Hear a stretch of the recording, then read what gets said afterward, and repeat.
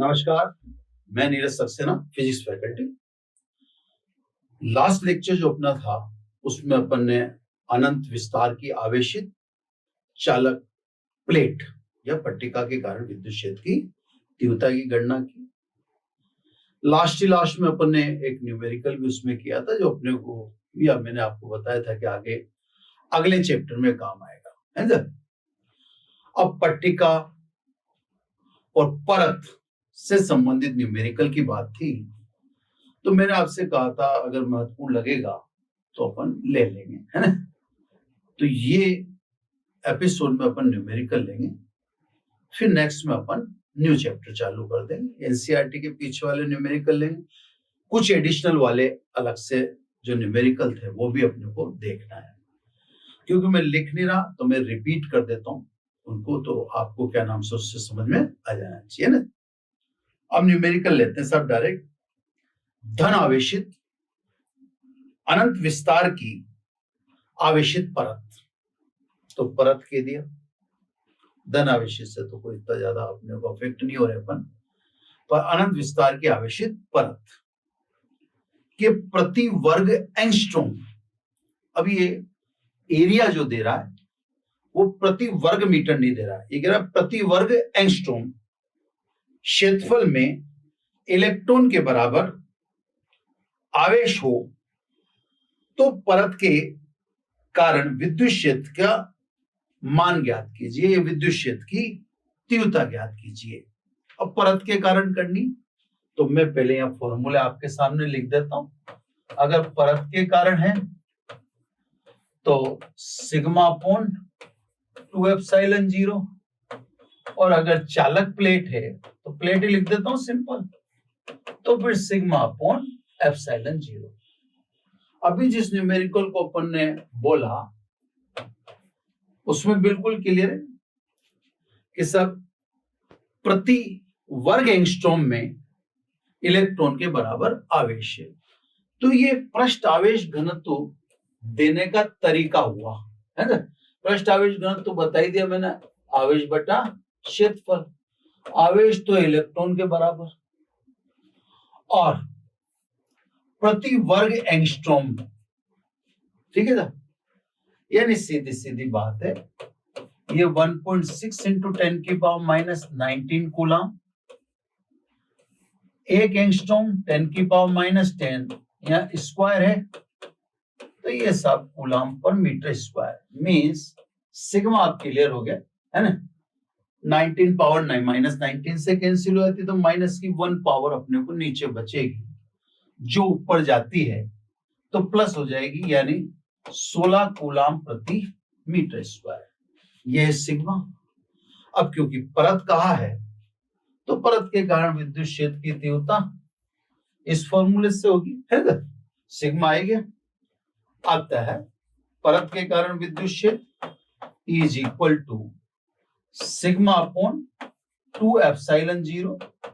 ये शायद मैंने आपको पहले ही बताया होगा कि अपॉन में अगर एप्सिलॉन 0 है तो आप कोशिश किया कीजिए कि उसको 4 पाई एप्सिलॉन 0 कर लें। 4 पाई एप्सिलॉन 0 करने के लिए स्वाभाविक 2 का मल्टीप्लाई ऊपर करेंगे 2 पाई का, और 2 पाई को नीचे मल्टीप्लाई करेंगे। ये हो गया सब 4 पाई एप्सिलॉन 0। मतलब कहने का मतलब 2 पाई सिग्मा, और ये 2 पाई से इसको मल्टीप्लाई कर दिया तो है ना, is equal to 1/4 pi epsilon 0 का अपने पास सर्टेन वैल्यू होता है 2 पाई इनटू सिग्मा की वैल्यू अपने पास है इसी 16, है ना। अब आप सब मैंने आपसे कही रखा है, ये कैलकुलेशन इमीडिएट तो पॉसिबल नहीं हो पाती। 18 पाई इंटू 16 इंटू 10 की पावर 9 कूलम पर मीटर। नीचे का जो पोर्शन है इसको आपको कैलकुलेट करना होगा, तो ये आप कैलकुलेट कीजिएगा, है ना। बाकी अपन ने इस चीज को जनरेट कर ही दिया, है ना। ये इस तरह, बस यहाँ पर देखने वाली बात ये थी कि एरिया या सिग्मा को देने का इसका एक स्टाइल था। ये कह रहा प्रति वर्ग एंगस्ट्रॉम क्षेत्रफल में इलेक्ट्रॉन के बराबर आवेश है, तो तो ये साहब इसका टेक्निकल तरीका था, ये सिग्मा इस तरह से अपने को देगा। अब नेक्स्ट पे आ जाइए साहब, है ना, अगला न्यूमेरिकल। अगले में कहता है ये वर्गाकार चालक प्लेट। अब प्लेट कह दिया और चालक कह दिया, तो फॉर्मूला अपन चालक वाला लेंगे, है ना, कि एक भुजा की लंबाई 10 सेंटीमीटर है। ये सब अगेन क्वेश्चन, ये एनसीईआरटी के ही, ये वर्गाकार चालक प्लेट है जिसकी भुजा की लंबाई इसने दे दी 10 सेंटीमीटर, कन्वर्ट इनटू मीटर, 100 से डिवाइड कर दिया। अब पहले पूरा बात इसका समझ लें अपन। ये वर्गाकार चालक प्लेट है, उसकी एक भुजा की लंबाई दे दी, तो वर्गाकार चालक प्लेट का क्षेत्रफल एक फलक का कितना हुआ, L स्क्वायर, यानी 10 की पावर -2। ये सब वन सरफेस हुआ, मैं पीछे लिख देता हूं, ये एक फलक का क्षेत्रफल हुआ। क्लियर सब, है ना। अब ये कहता है एक फलक का क्षेत्रफल हो गया। अब ये कहता है यदि दिया गया आवेश 5 माइक्रोकूलाम हो, जो आवेश इसको दे रहा है वो 5 माइक्रोकूलाम हो, तो पट्टिका के कारण विद्युत क्षेत्र की तीव्रता ज्ञात करो, है ना। ये कह रहा है दिया गया आवेश 5 माइक्रोकूलाम है, यानी 5 × 10 की पावर -6 कूलाम, है ना। फॉर्मूला अपने लिख ही रखा है, फॉर्मूला अपने को प्लेट के लिए अलग है और परत के लिए अलग है ना। ये रहा प्लेट वाला फॉर्मूला, है ना। तो अब इसको अप्लाई करेंगे, क्लियर। तो सब पहले वही सिग्मा निकालिए या डायरेक्ट फॉर्मूला लिख दीजिए, है ना, या अपन ऐसा करते हैं पहले फॉर्मूला लिख देते हैं, फिर ये सिग्मा बराबर Q/, अब यहां ध्यान देना है आपको, इस जगह सिग्मा को इसलिए मैं पहले निकाल रहा हूं, है ना। आपने जो सवाल बताया उसमें एक सरफेस की एक भुजा की लंबाई बताई, तो मैंने जो एरिया निकाला वो एक सरफेस का ही निकला, जबकि मिनिमम अगर प्लेट है उसकी मोटाई को हम थोड़ा सा कम भी अज्यूम कर ले तो भी स्वाभाविक है, मोटाई कम अज्यूम कर ले तो 2 सरफेस तो मिनिमम होगी। तो इसलिए मैंने क्या करा, Q / 2a किया। मेरी बात तो समझ गया आप, है ना, कि 2a क्यों किया, क्योंकि आप भुजा की लंबाई दे रहे हो मुझे। अगर आप डायरेक्ट क्षेत्रफल देते थे तो आपको लिखना होता कि एक सरफेस का क्षेत्रफल, अगर आप ये नहीं लिखते तो मैं पूरा क्षेत्रफल ही मानूंगा। अब मेरी बात को एक बार ध्यान से समझे, अगर ये एरिया देता तो मैं टोटल एरिया मानता, अगर ये कहता है एक सरफेस का एरिया तो फिर मैं उसको डबल करता ही सही। लेकिन इस सवाल में तो इसने केवल वर्गाकार जो सरफेस है उसके भुजा की लंबाई दी, तो मैंने जो एरिया निकाला होगा या निकाल रहा हूं वो तो किसका निकलेगा, एक फलक का, जबकि मिनिमम अपन कितने फलक मानते हैं, 2 फलक तो है ना। तो सब ये अपन ने सिग्मा निकाल लेना है। अब क्योंकि फॉर्मूला क्या है सब, प्लेट के कारण σ/ε0, पहले वैल्यू रख दे फिर 4 पाई का देख लेंगे। सिग्मा की वैल्यू रख दी अपन ने Q/2a, तो Q/2a ε0। स्वाभाविक है अपने को वापस यहां पर पहले की तरह कोई 4 पाई बना लेना चाहिए, तो मैंने सब 2 पाई का ऊपर मल्टीप्लाई कर दिया, 2 पाई का डिवीजन, 2 पाई इंटू 2 4 और ε0, तो हो गया 4 पाई ε0। यानी इसको 4 पाई की फॉर्म में लिखूं तो सब 2 pi q upon 4 pi ε0 into a, ये a अलग है ना। तो सब 1/4 पाई ε0 तो 9 इंटू 10 की पावर 9 हो गया, into 2 pi value of Q 5 microcoulomb, तो वैल्यू ऑफ Q 5 माइक्रोकूलम, ठीक है। तब upon area is equal to 10 की पावर -2 यहां सेटल कर दो। अब देखो मैं थोड़ा बहुत सेटल कर देता हूं, 2 and 5 मीन्स 10, ये पावर होगी 10, 9 और 1 10, है ना। पाई छूट गया वहां पर, 10 में से 6 गया तो 10 में से 6 गया तो 4 पावर बची, फिर ये 2 ऊपर आएंगी तो वापस 6 पावर होगी, यानी E इज इक्वल टू 9 पाई, 9 पाई, है ना। नंबर एक बार और समझा देता हूं, जैसे इससे अपन ने ये कैंसिल की होती तो ये रहती 10 की पावर -4, -2 पावर। अभी देखो 9 पावर 5 2 जा 10, यानी ये दो एक पावर और प्लस कर देंगे तो 10 पावर, 10 में से 6 गई, -4 गई, तो कितनी बची 10 की पावर 6 न्यूटन पर कूलम। तो सब ये प्लेट्स के कारण इलेक्ट्रिक फील्ड है ना। नेक्स्ट सब इसी तरह के न्यूमेरिकल अपन देखते जा रहे हैं। अब ये कैलकुलेशन जो पोर्शन है कैलकुलेशन का, ये कैलकुलेशन का पोर्शन में आपके लिए ऐसे कैसे छोड़ रहा हूं जो आपने करना है ना। मैं क्योंकि अभी पाई की वैल्यू नहीं रख रहा, मैं तो सिंपल लिख रहा हूं 9 पाई, और फिर बाकी आपने अपने हिसाब से कर लेना, ठीक है।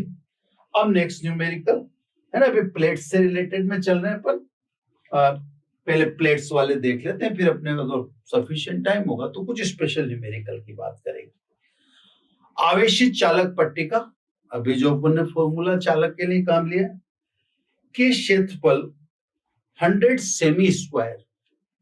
अब ये बता रहा है एरिया 100 सेमी स्क्वायर, आपको इसको मीटर स्क्वायर में चेंज करना है। सेमी स्क्वायर तो बटा 100 दो बार आपको 100 का भाग देना पड़ेगा, तो ये 10 की पावर -2 मीटर स्क्वायर।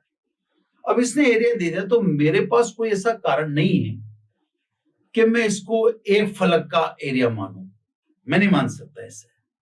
तो मैंने आपको लास्ट क्वेश्चन में ही कह रहा था कि एरिया दे देगा तो अपने को टोटल एरिया ही मानना पड़ेगा। अंदर को प्रदान किया गया आवेश 5 माइक्रोकूलम है, चार्ज 5 माइक्रोकूलम है ना। तो वही विद्युत क्षेत्र की तीव्रता की गणना करो। तो ये सवाल सब उसी परिप्रेक्ष्य में, उसी कॉन्टेक्स्ट में दिया गया है, पिछले वाले सवाल के कॉन्टेक्स्ट में दिया गया है कि सब क्या अब भी आप sigma is equal to Q/2A करेंगे? नहीं। अब क्यों करेंगे सब? अब तो सिंपल क्या लिख देंगे, Q/A, क्योंकि अब तो एरिया अपने को दे रखा है, अपन कैसे इसको एक सरफेस का एरिया अज्यूम करेंगे। तो अब अपन अपने हिसाब से एक सरफेस का एरिया अज्यूम नहीं कर सकते ना। तो सब अपने को जो दे रखा है वो दोनों सरफेस का अपन अज्यूम करके चलेंगे। -6 एरिया 10 की पावर -2, -2 से -2 कैंसिल, तो ये 10 की पावर -4, ये तो हो गया आपका पृष्ठावेश घनत्व। प्लेट के कारण विद्युत क्षेत्र कह रहा है, तो E बराबर सिग्मा अपॉन एप्सिलॉन 0।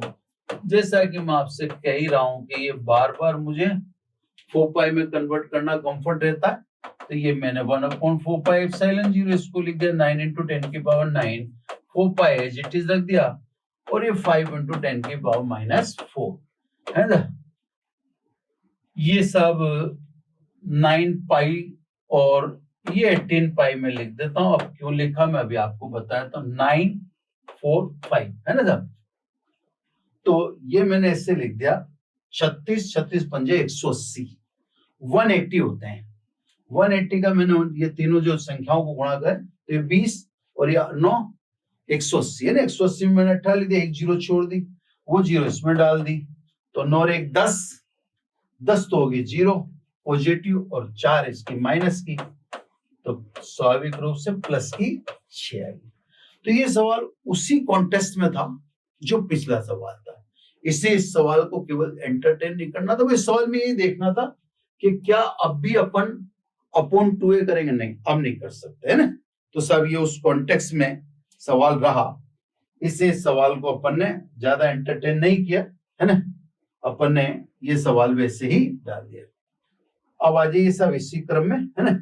सवाल मैं बार बार रिपीट करके सुना रहा हूं, ये एनसीईआरटी बुक के ही सवाल हैं जो आपके सामने करवाए जा रहे हैं। अगर आप उसमें देखेंगे तो आप नंबर भी लिख दिया करूंगा। जैसे मान लीजिए ये 37, नंबर इससे नहीं लिखते कि नंबर चेंज हो जाते हैं ना, इससे नंबर लिखने, क्योंकि एवरी ईयर बुक अब पब्लिशर है, किस पब्लिशर से लियो उसका क्या नंबर हो, तो नंबर इसलिए नहीं लिख रहा हूं मैं, है ना। अगर मेरे को ये क्लियर हो कि भाई आप पर्टिकुलर पब्लिशर की पढ़ रही है, फिर मैं एनसीईआरटी के नंबर लिख दिया करूंगा जो एनसीईआरटी में प्रेजेंट बुक में है, ऐसा कर लेंगे ना। अभी तो मैं आपको सुनाई दिया करता हूं अच्छी तरह से।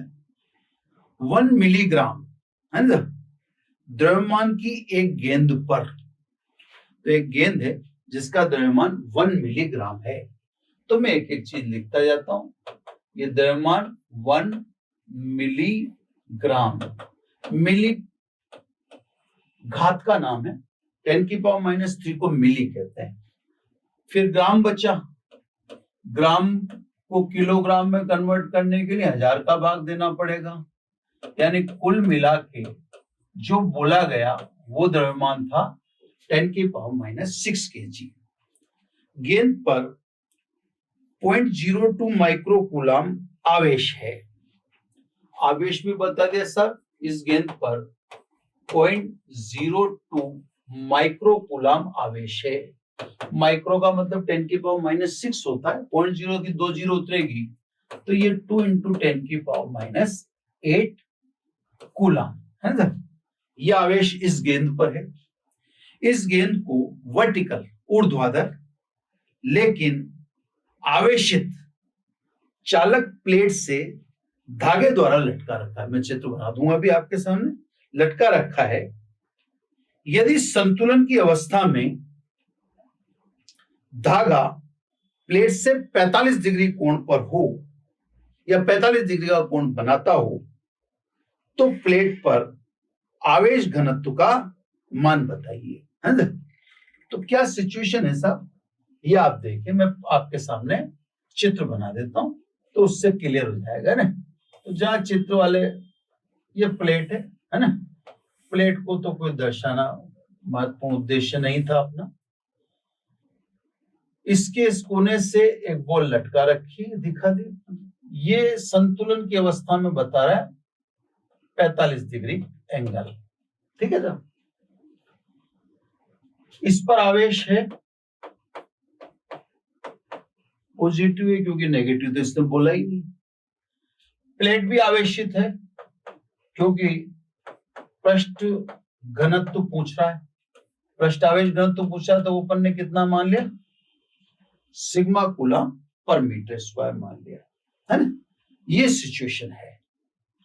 अब ये कहता है ये गेंद जो आपको दिख रही है ये बैलेंस कंडीशन में है, संतुलन की अवस्था में है। अब गेंद संतुलन की अवस्था में मतलब 45 डिग्री पे ऐसी की ऐसी ठहरी हुई है, तो अपन चेक करें कि पहले नेचुरली इस पर कौन कौन से फोर्सेस वर्क करेंगे, है ना। तो सर नेचुरली एक फोर्स तो डाउनवर्ड्स नीचे की ओर, ये तो होगा mg, क्लियर। प्लस प्लस को रिपल करेगा तो दूसरा रिपल्शन फोर्स F बराबर QE, है ना। ये दो तो क्लियर हो गया। अब बैलेंस है, मैं आपको पूरा तरीके से बात समझा देता हूं। बैलेंस है तो एक फोर्स इधर होना जरूरी है, तभी बैलेंस पॉसिबल है, इसको बैलेंस करने वाला। बैलेंस है तो एक फोर्स अपोजिट टू वेट यानी ग्रेविटेशन भी होना जरूरी है। अब यहां दो जगह फोर्स कहां से आएंगे, तो सब गेंद का भार अज्यूम किया है आपने, ये क्रिया करेगा यानी इसको क्रिया कहेंगे। क्रिया की प्रतिक्रिया डोरी में अपन ने मान ली कैपिटल टी, यानी भार mg के कारण धागे में तनाव कैपिटल टी मान लिया। ये कोण 45 है तो डेफिनेटली ये एंगल भी 45 डिग्री है, होना चाहिए, होगा, बाय ज्योमेट्री प्रूव कर सकते हैं। अब सब टी का एक घटक टी कॉस थीटा, थीटा की जगह 45 लिख देता हूं ताकि वो थीटा बीटा का चक्कर पड़े ही नहीं, है ना। तो ये वापस इधर लिख दूं 45, है ना? इसका दूसरा घटक t sin 45 डिग्री। अब सब गेंद की साम्य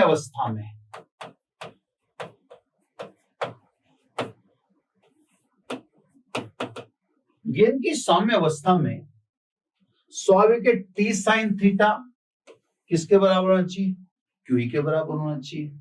तो सब साम्य अवस्था में टी साइन 45 क्यू ई के बराबर होना चाहिए। ई किसके कारण? प्लेट के कारण। तो प्लेट के कारण विद्युत क्षेत्र कितना होता है? Sigma upon epsilon zero. ठीक है ना? ये तो एक इक्वेशन, सिग्मा अपने को चाहिए। तो सब T sine 45 is equal to Q E, और ई प्लेट, चालक प्लेट के कारण तो मैंने लिख दिया। इक्वेशन नंबर 2, टी cos 45 किसके बराबर होना चाहिए? इन कंडीशन, जो बैलेंस कंडीशन है, ये होना चाहिए mg के बराबर, mg के बराबर। ये इक्वेशन 2। अपने को क्योंकि सिग्मा कैलकुलेट करके बताना है, ये चीज बतानी है अपने, तो अपन दो इक्वेशन को सॉल्व कर लें। टी नहीं है तो डेफिनेटली अपने को इक्वेशन में से टी तो गायब करना ही है। भाई आप अब नेक्स्ट लेवल क्या होगा, इस न्यूमेरिकल को आगे किससे प्रोसीड करें, है ना? तो बच्चों के सामने जब न्यूमेरिकल करते हैं, जब ये मैं न्यूमेरिकल करवा रहा हूं, तो डेफिनेटली आपको समझ में आएगा। लेकिन आप जब अकेले करने बैठेंगे तो ये न्यूमेरिकल समझ में नहीं आएगा, है ना? तो क्या रीजन है जो आपको अपने अकेले बैठते समय नहीं आ पाते, और इस समय आपको, तो इस समय तो आपको आगे से आगे गाइड करके, चित्र क्लियर करके, वगैरह वगैरह करके बताते हैं। लेकिन जब आप करें तो आप भी सोचें कि अभी आगे क्या करें। तो भैया आगे इक्वेशन 1 डिवाइडेड बाई 2 करें, ताकि टी तो सबसे पहले गायब करना है, टी है ही नहीं मेरे पास, है? तो जो नहीं है उसके जरिए मैं आंसर लेने जा रहा हूं, तो उसको तो गायब करना ही होगा, है ना? तो सब बाई इक्वेशन 1/2, एक में 2 का भाग दे दो, तो ये हो गया साहब tan 45 डिग्री। टी से टी कट गया, उद्देश्य था वो अपना। इधर आ जाओ, ये सब Q sigma upon mg epsilon zero. tan 45 तो डेफिनेटली 1 है इससे, तो कहने का मतलब इज इक्वल टू 1। अब अपने को तो क्योंकि सिग्मा चाहिए, अतः sigma is equal to m epsilon zero upon q। Value put कर दो सब, mg नहीं ले सब मैंने ना, एक मिनट वापस में देख लेता हूँ, सिग्मा mg लेना ना, ये जी ले लिया, तो mg अब सही है, यहाँ भी जी ले लेता हूँ, है ना? तो सब m आपके आगे 10 की पावर -6, g को 10 ले लेते हैं राउंड फिगर, ये 10 ले लिया मैंने, है ना? ये थोड़ा सा ध्यान रखना, ये मेरे यहाँ डिवीजन करते समय यहाँ पर ये g नहीं आया था ना, एक बार मैं आपको दे, q upon epsilon zero divided by mg है ना, ये mg कर क्लियर। mg g को 10 ले लिया मैंने, एप्सिलॉन जीरो तो अपन जानते हैं 8.85 इंटू 10 की पावर -12, है ना? इसको भी मैंने 854 तक नहीं लिखा, क्योंकि मैं टोटल कैलकुलेशन करने नहीं जा रहा, है ना? Upon q is equal to 2 into 10 की पावर -8। ये सभी वैल्यूज ले लिए मैंने, छोटा सा कैलकुलेशन करके मैं दिखा दूंगा, अगर स्पेस से मेरे पास थोड़ी सी इसमें देख लेते हैं, है ना? तो पूरी कैलकुलेशन नहीं कर पाऊंगा। तो देखो सब, इससे डिवाइड कर देते हैं इसको 2 से, तो ये 4.42 एंड 5, ये सब इसको तो मैंने इससे डिवाइड कर दिया, ठीक है? अब पावर बचती है, तो सब पावर बचती है, तो -8 कैंसिल की मैंने, ये -8 काट दी, तो -4 -6 -10, और ये +10 डाला तो 10 की पावर -9। यानी सीधी बात है कि अगर एक बार आप भी करके देख लेना। मेरे हिसाब से तो ये आ रहा है सिग्मा कैलकुलेशन के बाद, है ना साहब। तो ये सिग्मा की वैल्यू आएगी, है ना, ये अप्रोक्सीमेटली आ रही है। फिर आपको थोड़ा बहुत देख लेना। मैंने तो जो की रफली की, मैं कैलकुलेशन की तो देखो बिल्कुल जिम्मेदारी नहीं दे रहा, मतलब कंसेप्ट की कह रहा हूँ कि कंसेप्ट में कहीं किसी तरह की समस्या आती है तो उसकी जिम्मेदारी डेफिनेटली मेरी है, ठीक है ना। ये तो वैसा प्लेट से रिलेटेड न्यूमेरिकल। अब इसमें कुछ एक चीजें ऐसी हैं, क्योंकि अपने पास समय बचता है, तो अपन कुछ एक अच्छे न्यूमेरिकल इसके अतिरिक्त अभ्यास में से उठाते हैं ना। एक दीदू का बहुत अच्छा न्यूमेरिकल था जो मेरी इच्छा भी थी उठाने की, मेरे पास क्योंकि टाइम मिल गया। प्लेट और पट्टिका के होगी, मैं आपको पहले क्लियर कर दूं। चैप्टर क्लोज है इस एपिसोड में, बीच में से तो चैप्टर नया चालू करना ठीक नहीं रहेगा। तो क्योंकि जो समय बचा है उसको यूज कर लें, तो मैं आपको कुछ जो अच्छे लगने वाले न्यूमेरिकल हैं वो आपको दिखाता हूँ एनसीईआरटी में से, है ना साहब। एक न्यूमेरिकल जो मेरे को बहुत अच्छा लग रहा था वो लेता हूं मैं सबसे पहले। एक डाइपोल का न्यूमेरिकल था, डिफरेंट। अब मिसलेनियस चल रहा है, ये शायद 27 नंबर का था। फिर भी मैं नंबर की, मैंने आपको कह दिया ना, मैं कोई वो गारंटी दे, पर ये अतिरिक्त अभ्यास के हैं, तो आप इसको नंबर पे फोकस मत होना, इसकी मेरी कोई गारंटी नहीं। एक अच्छा समझदारी वाला सवाल मैं चाहता हूं करवाना, ये एक दो सवाल जो मेरी चॉइस में। ये कहता है दिक स्थान में किसी विद्युत क्षेत्र में विद्युत क्षेत्र सभी जगह जेड दिशा में है। तो 2 डायमेंशन है या कोई प्लेन सरफेस है, उसमें जेड दिशा में विद्युत क्षेत्र सभी जगह है ना। जैसे मान लीजिए मैंने जेड डायरेक्शन अपवर्ड मान ली, है ना, बात को समझे इससे। ये जेड डायरेक्शन मैंने मान ली अपवर्ड प्लस जेड, है ना। इसको के भी कह सकते हैं और कहेंगे इसे स्टूडेंट। इधर तो इसने बता दिया क्या, विद्युत क्षेत्र। मैं डिफरेंट कलर का इस्तेमाल करता हूं तो वो थोड़ा और अट्रैक्शन या अट्रैक्टिव हो जाता है। ये इस दिशा में विद्युत क्षेत्र है। चलो सब, है ना, जैसे जैसे कहेगा मैं वैसे वैसे करता जाऊंगा और फिर अपन इसकी बात करें। अभी कह रहा है लेकिन विद्युत क्षेत्र का मान नियत नहीं है। विद्युत क्षेत्र तो जेड दिशा में, सवाल सुना, प्यारा सवाल है, छोटा सवाल है, पर विद्युत क्षेत्र एक समान नहीं है।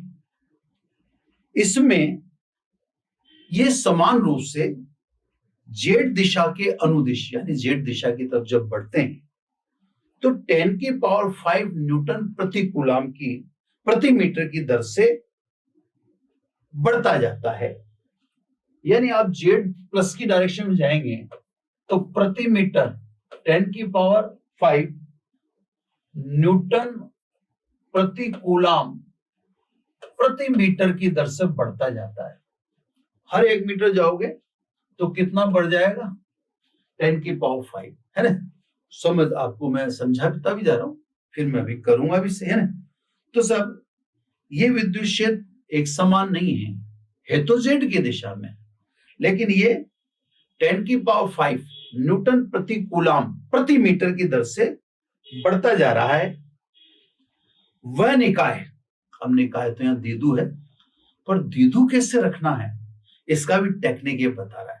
तो बहुत बिल्कुल ध्यान से सुना, बड़ा मजा आएगा।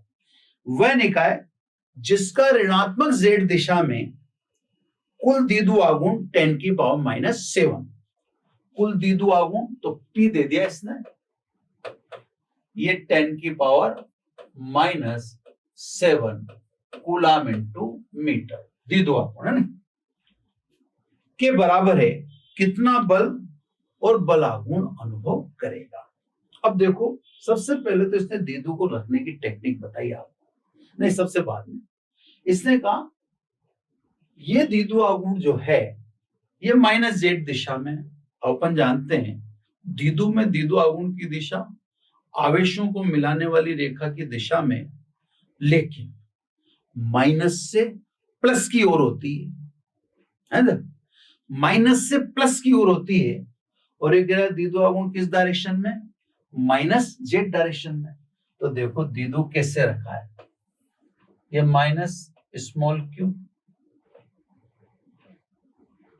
और ये प्लस स्मॉल क्यू, ये इसका सेंटर है, और ये इन दोनों के बीच की दूरी को अपन ने कितना मान रखा, 2a है ना। अब आप देखो द्विध्रुव आघूर्ण किस दिशा में हुआ, मैं इसको एक 30 से रंग के पेन से, है ना, ये द्विध्रुव आघूर्ण इस दिशा, ये विद्युत क्षेत्र की दिशा और ये द्विध्रुव आघूर्ण की दिशा। द्विध्रुव आघूर्ण माइनस से प्लस की ओर होता है, ठीक है। अब इस सवाल को अपने को करना है, एक तो बल निकालना है निकाय पे, बड़ा सिंपल सवाल, मजेदार, और एक अपने को बल आघूर्ण निकालना है। तो सब मैंने यहां पर विद्युत क्षेत्र की तीव्रता मान ली कैपिटल E, इनको नाम दे दूं मैं, ना, इसको A बोल दूं, इसको B बोल दूं, ठीक है। अब अपन सवाल करने लगे और फिर मैं आपको साथ के साथ समझाता जाऊं। तो सब प्लस के ऊपर यानी बिंदु B पर मैंने विद्युत क्षेत्र मान लिया कैपिटल E। दिशा तो मुझे पता है, इसी दिशा तो के कैप है, क्लियर, जेड लिख देंगे अपन, उसमें भी कोई फर्क नहीं पड़ता। तो दिशा तो इसकी के कैप है या जेड जो भी है ना। धनावेश पर बल सदैव विद्युत क्षेत्र की दिशा में लगता है। मैंने आपको बहुत पहले ही बताया था, मैं यहां भी समझा देता हूं। बल रेखाएं धन से चलती हैं और ऋण पर खत्म होती हैं। अब बताओ, धन तो ऋण की तरफ जाएगा ना, अगर कोई यहां मैंने धन रख दिया तो वो तो इधर ही जाएगा ना, यानी धन पर बल किधर लगता है, विद्युत क्षेत्र की दिशा में लगता है। तो सब बी पर बल, यहां पर विद्युत क्षेत्र, तो सब पहले बल बी पर वेक्टर फॉर्म लिखूंगा सब, क्यूई, ये क्यूई है ना, डायरेक्शन क्या लिखूं, ऊपर की तरफ के कैप लिख देता हूं, ये के कैप लिख दिया है ना। धन आवेश पर बल सदैव विद्युत क्षेत्र की दिशा में, लिख दिया के कैप। चलो सर, क्लियर, ये इस बी पर बल निकाल लिया। अब क्योंकि प्रति मीटर 10⁵ न्यूटन प्रति कूलाम की दर से विद्युत क्षेत्र बढ़ रहा है जेड दिशा में, यानी विद्युत क्षेत्र की दिशा में।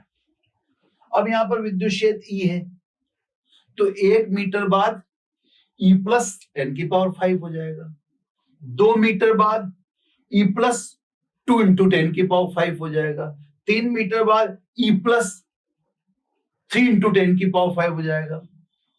बताओ ये दूरी कितनी है, 2 है। तो सब ए पर विद्युत क्षेत्र है ना, ए पर विद्युत क्षेत्र, तो ए पर विद्युत क्षेत्र कितना होगा, बी पर तो अपने को पता है, इससे ई है ना, प्लस प्रति मीटर कितना बढ़ेगा, 10⁵ कितनी दूरी पर है, 2a दूरी पर है, तो 2a मीटर दूर जाने पर कितना हो जाएगा,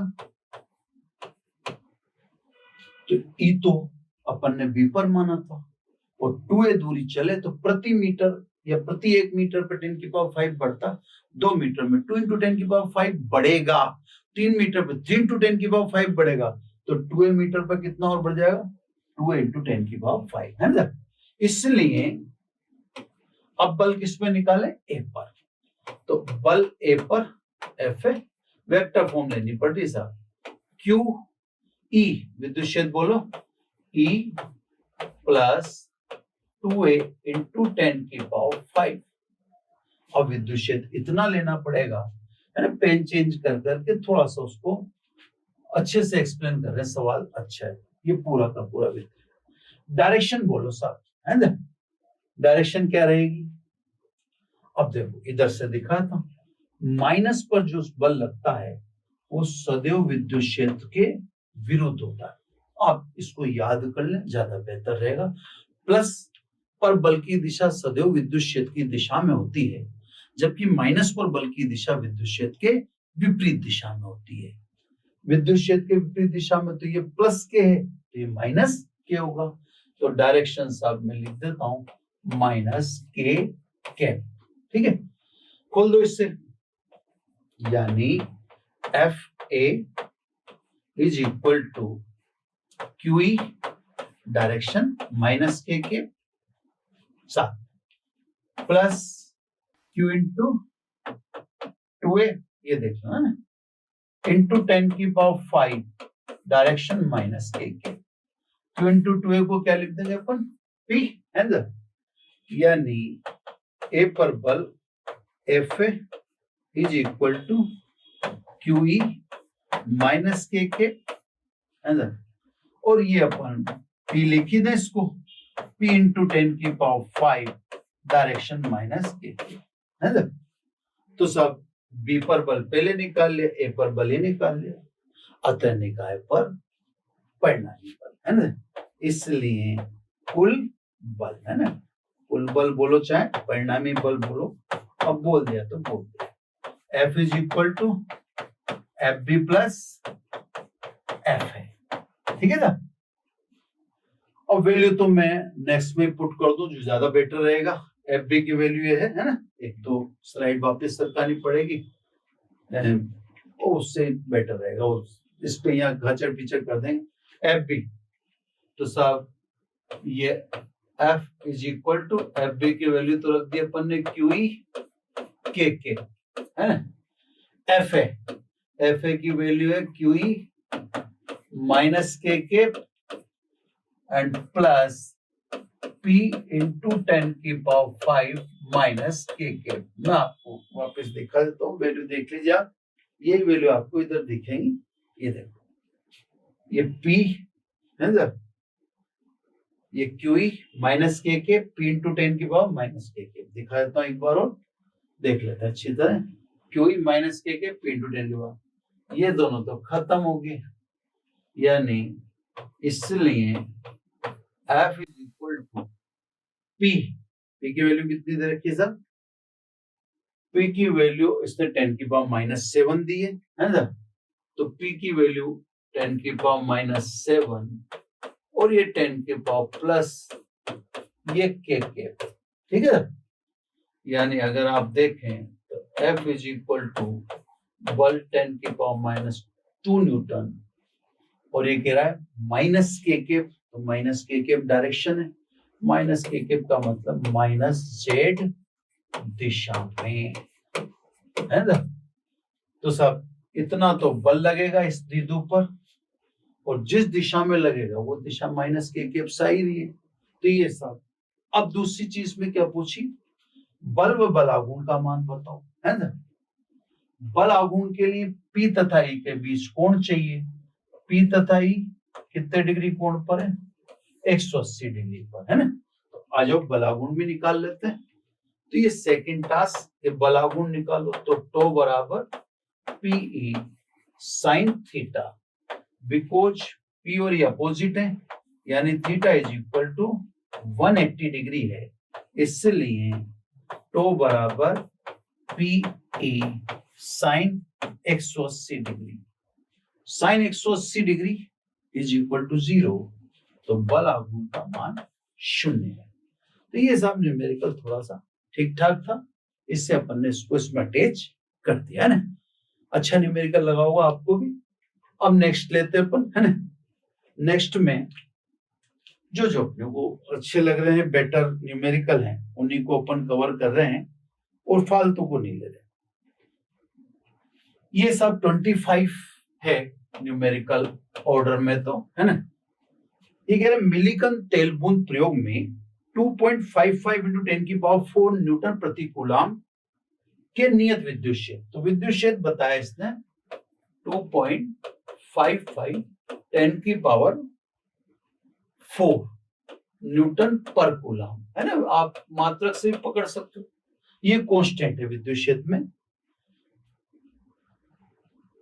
के प्रभाव में 12 इलेक्ट्रॉन अधिक की कोई तेल की बूंद। ये तो विद्युत क्षेत्र है, इस विद्युत क्षेत्र में कोई तेल की बूंद ऐसी है जिस पर 12 इलेक्ट्रॉन अधिक हैं। तो आवेश आप समझ गए होंगे कि आवेश 12 इलेक्ट्रॉन के बराबर, यानी 12 1.6 इंटू 10 की पावर -19 का मान यही है ना। इसको अगर अपन मल्टीप्लाई करके देखें तो 12 72 2 7 है ना, 12 7 19.2 इंटू 10 की पावर -19 कूलम। एक बात विशेष ध्यान रखिएगा सब आप, क्योंकि इलेक्ट्रॉन का अधिक्य बोला इसने, इलेक्ट्रॉन का अधिक्य बोला है तो बूंद ऋण आवेशित है। इलेक्ट्रॉन की कमी को धन आवेश कहते हैं, लेकिन इलेक्ट्रॉन के अधिक्य को ऋण आवेश कहते हैं। और इसने अधिक्य साफ बोला है, तो अपने को ये समझने में कोई एतराज नहीं है कि साहब यहाँ पर बूंद जो है वो 12 इलेक्ट्रॉन का अधिक्य रखती है, यानी ऋण आवेशित है ना साहब। तो 12 के इलेक्ट्रॉन के अधिक्य की बोला इसने। अभी कहता है ये स्थिर रखिए विद्युत क्षेत्र में, है ना। तेल का घनत्व तो इसने बोला डेंसिटी ऑफ ऑयल, ये बोल रहा है 1.26 है ना। मैं अभी आपको समझाऊंगा इससे वापस, ग्राम पर सेमी क्यूब है ना, मात्रा कभी सही भी करते जाएंगे। बूंद की रेडियस ज्ञात कीजिए, जी बोल रहा है 9.8 मीटर पर सेकेंड स्क्वायर। इलेक्ट्रॉन पर आवेश तो अपने को याद है इससे। अब मैं आपको पहले समझाता हूं, है ना। कैलकुलेशन तक शायद नहीं जा पाएंगे अपन, क्योंकि थोड़ा सवाल मेरे को लेंथ में, कैलकुलेशन में लेंथ है, मतलब थोड़ा टफ है। ये एक समान विद्युत क्षेत्र है, इसमें एक तेल की बूंद रखी है। मैं आपको चित्र बना के दिखाता हूं। ये विद्युत क्षेत्र अपन ने प्लेटों के बीच डेवलप कर लिया। ये प्लेट पॉजिटिव है, कंफर्म है ना, और ये नेगेटिव है। अब इतना सर्टेनिटी क्यों है वो अभी मैं आपको बताता हूं, है ना। इतनी सर्टेनिटी यूं है कि जो तेल की बूंद है वह mg के कारण तो नीचे आएगी। अगर नीचे मान लीजिए पॉजिटिव है तो mg भी नीचे ही ले आएगा। mg तो गुरुत्वीय बल तो हमेशा वर्टिकल डाउनवर्ड्स होता है, यानी ऊर्ध्वाधर नीचे की ओर होता है। और अगर मैं इस प्लस को कहता हूं तो अट्रैक्शन भी नीचे लाता, फिर ये बूंद स्थिर रह नहीं सकती। तो इसने जब यूं कहा बूंद स्थिर है, तो मैं समझ गया कि विद्युत क्षेत्र में प्लस ऊपर की तरफ है, तो स्वाभाविक ऊपर की तरफ कौन सा बल लगेगा, विद्युत बल लगेगा। एफ इलेक्ट्रिक बराबर क्यू। तो इसलिए मैंने पॉजिटिव प्लेट ऊपर ली, क्योंकि बूंद तो ये दिख ही रही है नेगेटिव है ना। भले अपन क्वेश्चन में उस चार्ज का इस्तेमाल ना करें, लेकिन ये तो बात ही बता ही रहे कि बूंद नेगेटिव है। मास इसका m बता ही रहा है, वो चार्ज इसमें अपन ने क्यों लिख ही दिया, है ना। तो इसने ही कह दिया बूंद स्थिर है, तो बताइए बूंद की रेडियस क्या होगी, है ना। ये चीज ये कह रहा है ना। तो सब पूरा बात आप समझ गए। बूंद के स्थिर रहने के लिए जरूरी है कि गुरुत्वीय बल विद्युत बल के बराबर हो, सीधी सी कंडीशन है। तो बूंद के स्थिर रहने के लिए जरूरी है कि विद्युत बल गुरुत्वीय बल के बराबर हो, यानी Q इज इक्वल टू हो mg। ठीक है साहब। विद्युत क्षेत्र वगैरह आवेश वगैरह दे ही रखा, तो लेफ्ट साइड की तो कोई प्रॉब्लम नहीं है। अब आपको राइट साइड में प्रॉब्लम आएगी कि यहाँ पर आपको त्रिज्या जैसी चीज तो दिख जाएगी साहब। द्रव्यमान बराबर क्या होता है साहब, आयतन। बूंद गोलाकार होती है तो आयतन कितना इनटू घनत्व, है ना। तो द्रव्यमान बराबर लिख देता हूं मैं आयतन इनटू घनत्व, है ना। तो द्रव्यमान की जगह लिख रहा हूं आयतन इनटू घनत्व इनटू जी। अब क्योंकि अपन से तो इसने रेडियस पूछी है, तो अपन रेडियस को एक तरफ रख लें, आर क्यूब को, बाकी सबको एक तरफ शिफ्ट कर दें। ये 3 QE ये 3 उधर शिफ्ट कर दे। अब अपोन में क्या क्या आ रहा है, 4 पाई डी जी, यानी R is equal to 3QE upon 4 pi D G का घनमूल, है ना। तो सब ये देख लो, आप समझ ही रहे होंगे। क्यू में जरूर माइनस चिन्ह रखने की जरूरत नहीं। डेंसिटी का यह मात्रा चेंज कर देता हूं, 1.26 ग्राम को आप चेंज करेंगे किलोग्राम में, तो 1000 का भाग देंगे, है ना। ये 10 की पावर माइनस 3, ये बटा 100 बटा 100 बटा 100, तो ये 10 की पावर, अब ये बन जाएगा केजी प्रति मीटर क्यूब, यानी बूंद का घनत्व तो आप रखना 1.6 इंटू 10 की पावर प्लस 3 केजी प्रति मीटर क्यूब। तो ये घनत्व तो मैंने चेंज कर ही दिया, तो 4 पाई डी का मान रख देना, जी का मान दे रखा है इसने, ये रख देना, क्यू का मान दे रखा है, क्यू में माइनस लिखने की जरूरत नहीं, माइनस को अज्यूम करके तो चित्र बना ही लिया अपन ने। बाकी सब चीजें आपके सामने आ ही चुकी हैं, ये वैल्यूज आप पुट कर दीजिएगा, आंसर आपके हाथ में होगा, है ना।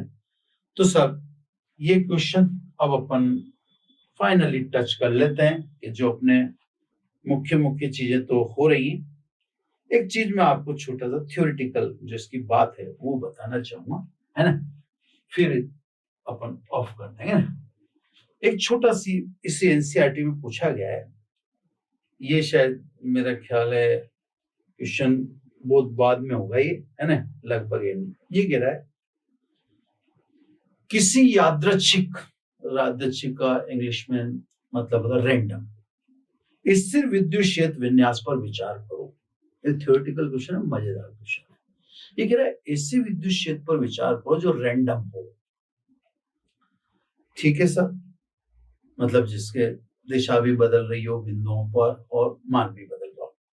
इस विन्यास में किसी शून्य विक्षेप स्थिति यानी न्यूट्रल पॉइंट मान लो, जहां विद्युत क्षेत्र E बराबर 0 है पर कोई छोटा परीक्षण आवेश रखा गया है, यह दर्शाइए कि परीक्षण आवेश का संतुलन आवश्यक रूप से अस्थायी है। मैं भी समझा दूंगा आपको। फिर दूसरे सवाल में कह रहा है इस परिणाम का समान परिमाण तथा विपरीत चिन्ह तथा चिन्हों के दो आवेश, वो भी मैं समझा दूंगा। मैं आपको पूरा सवाल से ये कह रहा है कि ऐसे विद्युत क्षेत्र को इमेजिन कीजिए जो रैंडम है। रैंडम है का मतलब बदल रहा है, दिशा भी बदल रही है, मान भी बदल रहा है। इससे इलेक्ट्रिक फील्ड का अजम्पशन कीजिए। इस इलेक्ट्रिक फील्ड में कोई आवेश नल पॉइंट पर यानी ऐसे बिंदु पर रखा है जहां E बराबर 0 है। अब ये कह रहा है ये सिद्ध करो कि ये जो आवेश रखा है ये अस्थायी संतुलन की अवस्था में है, इसका संतुलन स्थायी नहीं है। ये क्वेश्चन इसका पहला हो गया जिसको भी बताना। दूसरा ये कह रहा है कि ये चीज जो अभी आप इसको समझाओगे, क्योंकि मैं इसको एक्सप्लेन करूंगा, ये कह रहा है इस चीज को आप दो समान मान के आवेश से समझा के भी बताओ, वो भी बता दूंगा, है ना। तो मैं जल्दी से आपको बात समझाता हूं। देखो सर, पहली बात ए, स्थायी संतुलन के लिए यह जरूरी है कि बिंदु पर बल का परिणामी शून्य हो। पहली बात है ना, कभी भी आपसे स्थायी संतुलन पूछे तो उसकी दो शर्तें हैं।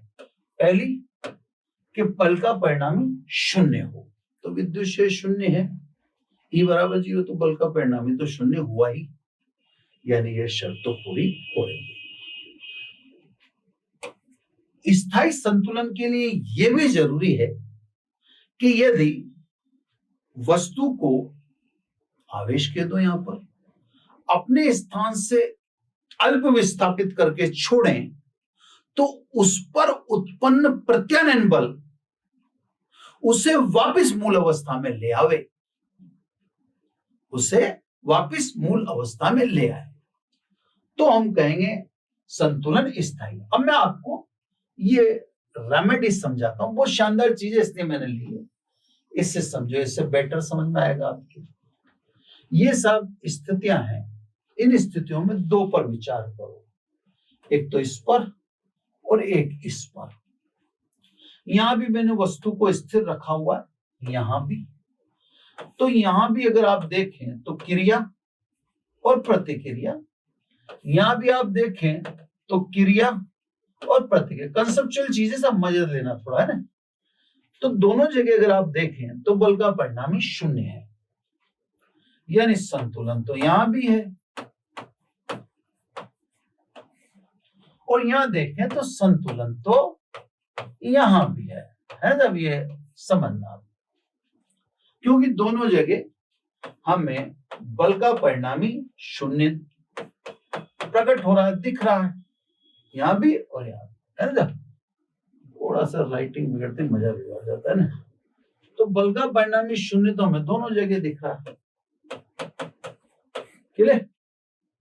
लेकिन अब स्थायी और अस्थायी पर आप फोकस हो, है ना। अगर मान लो इसको मैं अल्प विस्थापित कर दूं इधर या इधर, जैसे इसको अल्प विस्थापित करूंगा रेस्टोरिंग फोर्स यानी प्रत्यानयन बल उत्पन्न होगा। ये प्रत्यानयन बल इस वस्तु को वापस अपनी मूल अवस्था में ला देगा। यहां पर शर्त 1 तो पूरी हो ही रही थी, बल का परिणामी 0 है, और शर्त 2 भी पूरी होगी कि अल्प विस्थापित करने पर उत्पन्न प्रत्यानयन बल इस प्रकार होना चाहिए कि वो वस्तु को मूल अवस्था में ले लाए। तो इसमें तो इसे कहेंगे हम कौन सा संतुलन, स्थायी संतुलन। अब इधर आ जाओ, यहां से मैंने मान लीजिए इसको अल्प विस्थापित कर दिया। अगर मैंने यहां से इसको अल्प विस्थापित कर दिया तो ये या तो यहां सेटल हो जाएगा या यहां सेटल हो जाएगा।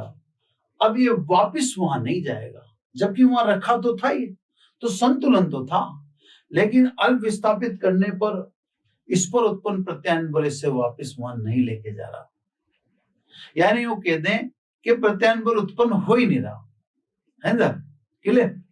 तो स्वाभाविक रूप से इस संतुलन को कहेंगे हम अस्थायी, क्लियर। यही चीज इसके सवाल में है। अगर आपने आवेश को विद्युत क्षेत्र में ऐसी जगह रख दिया जहां पर विद्युत क्षेत्र शून्य है, तो डेफिनेटली यहां पर तो आवेश पर बल 0 होगा। लेकिन आपने इस स्थान से आवेश को अल्प विस्थापित किया तो फिर वापस इस स्थान पर नहीं आएगा। इसलिए जो ये सिचुएशन दे रहा है वो सिचुएशन कौन सी अवस्था को दर्शाती है, अस्थायी संतुलन को दर्शाती है। लास्ट है ना, लास्ट में कह रहा है कि ये जो आपने एक्सप्लेन किया इससे आप समान आवेश, समान परिमाण के आवेश से समझो। तो खटाखट में समझाया तो ये प्लस क्यू, ये बोला तो बनाना, चलो प्लस प्लस ही देखा था ना, प्लस क्यू भी क्यू है प्लस है ना। तो मैं आवेश के उससे दिखाता हूं, जैसे आप तो सीधा सीधा समझिए, प्लस और ये प्लस, दो आवेश मान लो समान मान, ये सब एक अलग प्लस है, इसको दूसरे कलर से ला देता हूं, इनको आवेश अज्यूम कर लेना साहब, है ना। अब हम क्यू क्यू नहीं लिखा। अब देखो ध्यान से, इसको अगर मैं इधर लेके जाऊंगा, है ना, तो ये ए से प्रतिकर्षित करेगा, ए से वापिस अपनी मूल अवस्था में भेजेगा, प्रत्यानयन बल लगेगा। यहां पर परिणामी बल 0 है, पहले तो ये ध्यान रखें, यहां पर परिणामी बल 0 है। अगर इस प्लस को मैं इधर शिफ्ट करूं तो ये प्लस जो बी है ये इसे प्रतिकर्षित करेगा और कहां सेटल करेगा, मध्य बिंदु। इसको ओ लिख देता हूं ताकि ओ ओ बोलता रहूंगा मैं, ओ पर शिफ्ट करेगा। तो अगर मैं इस बीच वाले आवेश को आवेशों के मिलाने वाली रेखा की दिशा में इधर ले जाऊं या उधर ले जाऊं तो इस पर उत्पन्न प्रत्यानयन बल इसे माध्य स्थिति में लाने का प्रयास करता है, यानी उसी अवस्था में जहां पर बल का परिणामी शून्य था। तो यह बल का परिणामी शून्य है, नंबर 1।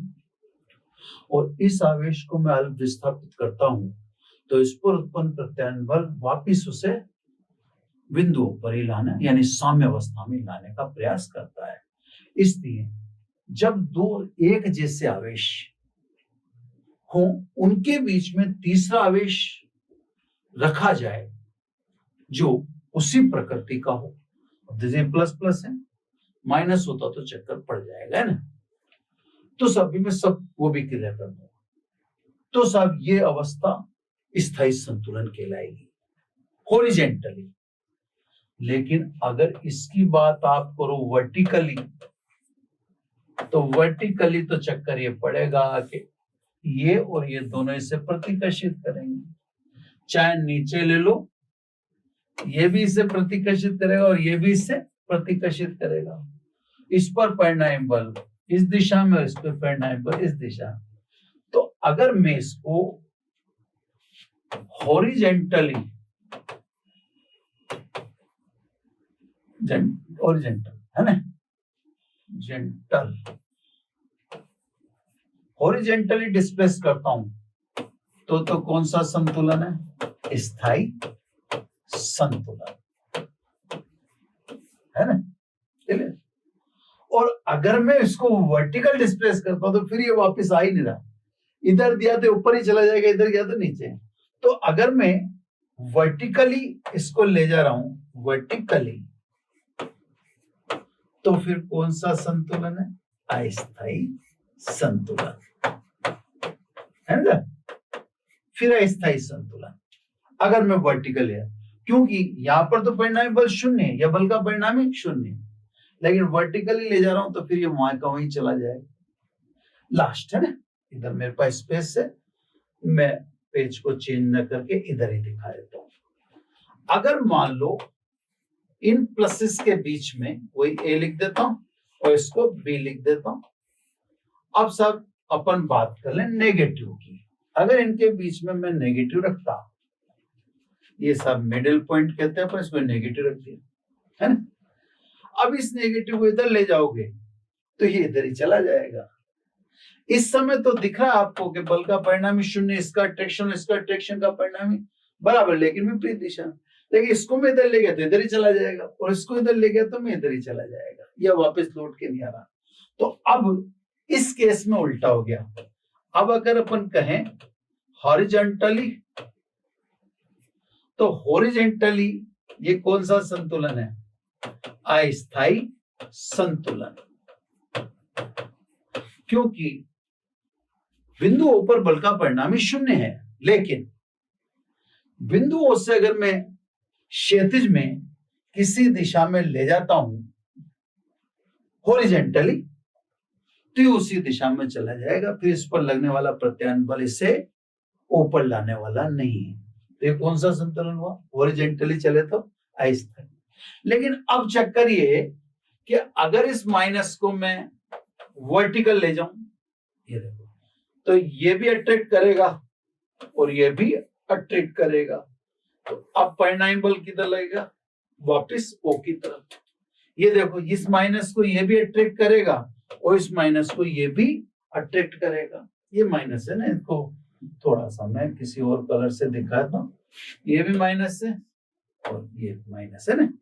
अब अगर मैं माइनस को वर्टिकली शिफ्ट करता हूं तो वर्टिकल शिफ्ट होते ही ये वापस बिंदुओं की ओर ही प्रत्यानयन बल अनुभव करता है, यानी वापस वहीं जाता है। दोनों कंडीशन पूरी हो रही है। तो अब देखें आप, तो वर्टिकली अगर देखते हैं तो अब वर्टिकली कौन सा संतुलन है? स्थायी संतुलन, है ना। तो इसने यही कहा था अपन से कि सब कोई यादृच्छिक विद्युत क्षेत्र में, यानी जहां विद्युत क्षेत्र रैंडम हो, वहां पर आप कोई आवेश रख दें तो वह अस्थायी संतुलन में होगा। तो वो तो मैंने बताई दिया। स्थायी संतुलन के लिए दो शर्तों का पूरा होना जरूरी। नंबर 1, बल का परिणामी शून्य हो। नंबर 2, उस बिंदु से अगर अल्प विस्थापित करे तो उत्पन्न प्रत्यानयन बल वस्तु को अपनी पूर्व अवस्था में लाने के प्रयास करे, है ना। अगर प्रत्यानयन बल उत्पन्न हो तो या यूं कह दो आप तो, नंबर 1 परिणामी बल शून्य हो, नंबर 2 वहां से शिफ्ट करते प्रत्यानयन बल उत्पन्न। प्रत्यानयन बल का मतलब ये होता है कि वो अपनी मूल अवस्था में लाएगा, ऐसे कह दो, है ना। तो नंबर 2 प्रत्यानयन बल उत्पन्न हो, दोनों बातें एक, है ना। तो सब हम देख रहे हैं कि अगर यहां पर प्लस को क्षैतिज में विस्थापित कर रहे हैं तो परिणामी बल 0 है इस जगह पर, और प्रत्यानयन बल भी उत्पन्न हो रहा है। तो यहाँ हॉरिजॉन्टल पोजीशन स्थायी संतुलन को दिखाती है, जबकि वर्टिकल में प्रत्यानयन बल उत्पन्न नहीं हो रहा है। इसका मतलब वर्टिकल अस्थायी संतुलन है। इसमें देखें, अगर हम बीच में माइनस ले लेते हैं तो अब हॉरिजॉन्टल में प्रत्यानयन बल की उत्पत्ति नहीं हो रही, प्रत्यानयन बल की उत्पत्ति नहीं हो रही, तो अब हॉरिजॉन्टल अस्थायी है ना। लेकिन अगर यहाँ देखें वर्टिकल, तो यहाँ ए बराबर 0 है इससे ऊपर, और यहाँ से फिक्स करके प्रत्यानयन बल उत्पन्न हो रहा है। तो लास्ट, अगर शुरू आपने थोड़ा ध्यान से नहीं सुना हो या मेरे से बोलने में मिस्टेक हो गई हो, तो स्थायी संतुलन की 2 शर्तें हैं। नंबर 1 बल का परिणामी शून्य हो, नंबर 2 विस्थापित करने पर प्रत्यानयन बल उत्पन्न हो जो उसे पूर्व अवस्था में लाने का काम करे। तो बच्चों, ये चैप्टर 1 स्थिर वैद्युतिकी का फुली कंप्लीट होता है। नेक्स्ट लेक्चर से चैप्टर 2 स्टार्ट करना है। जो भी इसमें आपको सब बता दिया गया है, फिर भी कोई दिक्कत हो आप पूछते रहिए। Thank you very much. आशा करता हूं हमारे टॉप एजुकेटर का यह लेक्चर आपको पसंद आया होगा। अगर पसंद आया है तो वीडियो को लाइक करिए, चैनल को सब्सक्राइब करिए और शेयर भी करिए, क्योंकि ज्ञान बांटने से बढ़ता है और सही बताऊं तो पुण्य भी मिलता है। मुझे सुनने के लिए बहुत बहुत धन्यवाद। Thank you.